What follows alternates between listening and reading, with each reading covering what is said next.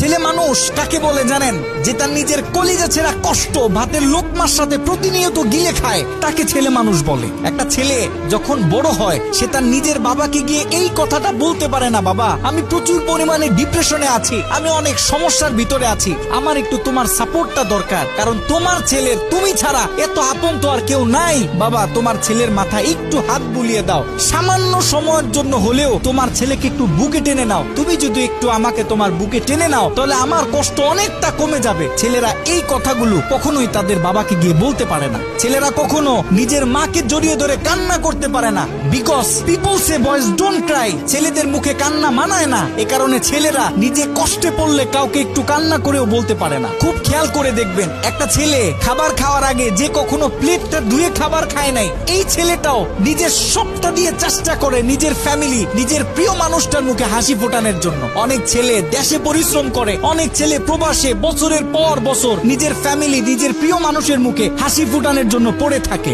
দিন শেষে ছেলেদের মুখে হাসি ফোটানোর মতো কাউকে পাওয়া যায় না। আমি মনে করি boys are the best actor in the world. এই পৃথিবীতে ছেলেরা হচ্ছে সব থেকে বড় অভিনেতা, কারণ ছেলেরা নিজেদের বুকে হাজারো লক্ষ কষ্ট পুঁতে রেখেও মুখে হাসি নিয়ে চলে, কারণ সে জানে আজকে আমি যদি ভেঙে পড়ি তাহলে আমার পুরো ফ্যামিলিটা অস্তিত্বহীন হয়ে যাবে।